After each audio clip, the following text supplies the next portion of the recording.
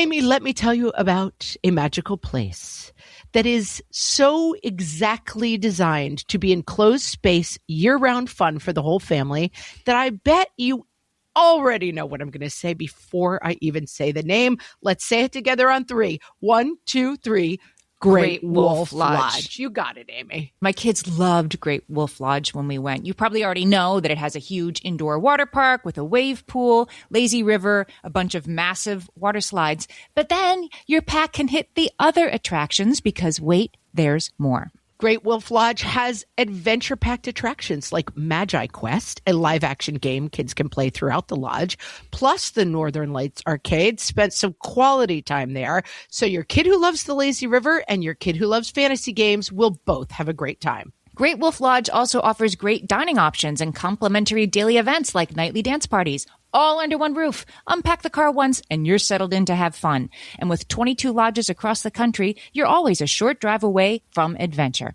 We've both had such great times at Great Wolf Lodge, so bring your pack together at a lodge near you.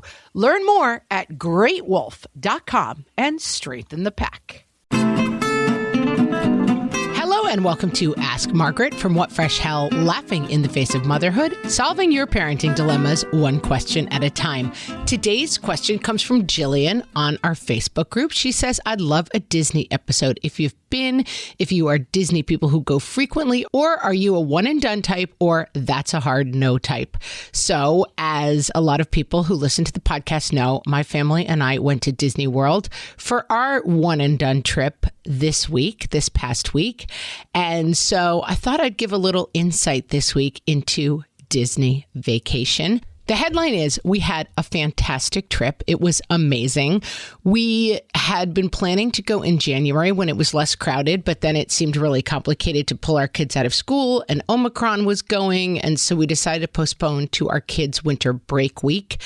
And we checked some crowd calendars that suggested that the crowds would be bad, but not too bad. And let me tell you, crowd calendars are not always correct because it was packed. Uber drivers, shuttle drivers, they were all telling us this is about as crowded as they've seen it. They had also recently dropped the mask mandate, so apparently people were kind of pouring in after that.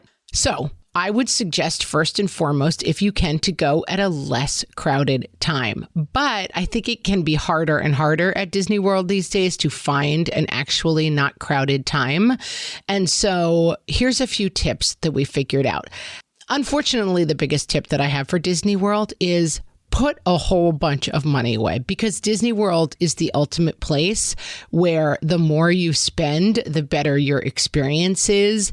And I will say that my experience is also that there is kind of an upcharge for everything. So as soon as you think you're done spending money at Disney World, you're like, oh no, we've only just begun spending money at Disney World. We stayed at the Boardwalk Hotel, which is on the little boardwalk. It's near the Swan and the Dolphin and the Beach Club, if you know Disney World at all. The nice thing about that is that there was a boat that took us to Epcot and Hollywood Studios, and I liked that a lot more than dealing with the shuttle bus that took us to Magic Kingdom and Animal Kingdom. We got a 5-day park hopper pass so that we were able to go to every single park. Now, we had been planning this trip for 2 years because we canceled it from 2020 because of COVID. And so my kids, who were at the time going to be like 11, 10, and 7, 8, were now 13, 12, and 9. And I was a little bit worried that we might have missed our window, but my boys are huge Star Wars fans. And I will tell you that the Star Wars Galaxy's Edge land at Disney World was like made for them. It was heaven. They loved everything about it. It's incredibly immersive and cool. The thing they liked most is there's a little area where like stormtroopers and Kylo Ren come out of, I mean, my kids will yell at me if I get this wrong. I believe an X-Wing is what they come out of. And you can kind of taunt them and interact with them. The biggest thing that we did that saved time is that we got the Genie pass and the Lightning Lane pass. And we did that after working with a Disney travel agent who suggested them. I told my husband, who's kind of a techie and loves to be on his phone, that it was his job to figure out how to do the apps, which he did really well. But it does mean they only turn on at 7 a.m. So we were up every day at 6:30 in the morning, like I will give you an Oldilocks alert. Back in my day. Like you used to call into radio stations or Ticketmaster to try to get tickets. It was like that. I mean, you have to be up early in the morning with your finger poised over the button. But using that system, the Genie Plus and the Lightning Lanes, we were able to really plan out our day and get on a bunch of the really desired rides. Some of the rides, like Rise of the Resistance, that is super popular, we couldn't get on. So what we would do is we would wake up at 6:30 in the morning, and then we would be on the boat at 7. It opens at 8. We were able to get in early because we were staying in a Disney property. And then we would run to the most popular ride first thing, and we would be on that ride. So that's how we did Rise of the Resistance. We went first thing in the morning and we pretty much walked on. The lines are so long that it's like 20 minutes, even if you're just walking through the line. And so we put that together.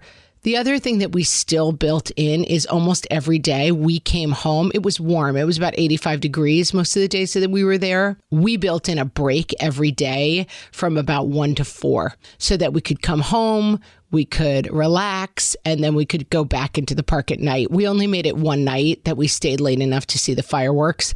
The app also lets you do like food pickups. So even at the most crowded time of the year, we were able to ride all the rides we wanted to ride, and we were able to eat pretty comfortably every day. And our travel agent also helped make some reservations, which was good. I had gone in with the idea of like, I don't want to make a lot of plans in advance because I didn't want to be stuck to a schedule if we were enjoying something else. Looking back, that was a little bit of a mistake. I think we should have planned our meals because by the time we got there, a lot of stuff was full and there was stuff we weren't able to do. The biggest thing I'll say about Disney World is that it is super fun, but it is not that much of a vacation when you're the parent. I mean, we had a ball, but we were up, as I said, 6:30 every morning.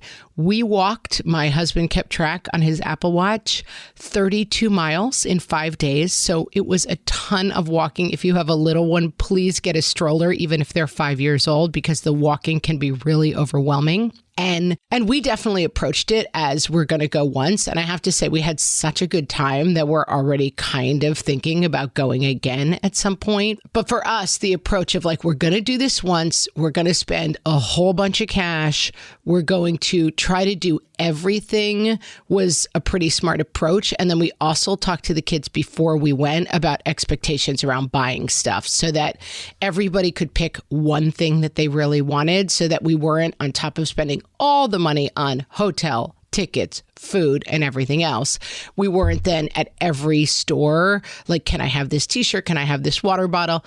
Let me tell you, it didn't work perfectly. We still spent more money than we were planning to, but I'm going to give a huge thumbs up to our Disney World vacation. I'll put some pictures of our trip as the show art for this, and I'll put a link to the hotel that we stayed in. We're not sponsored by Disney World. None of this is sponsored, but because we've been having a lot of talks about Disney on the page, I thought it would be fun to tell you a little bit about our trip. And for those of you on the Facebook group who were like, it's a hard pass on Disney, there are too many. Crystal said, hard no here. It's too people there. Gives me heart palpitations just thinking about it. I see you too. I can definitely understand that point of view, but we had an amazing time.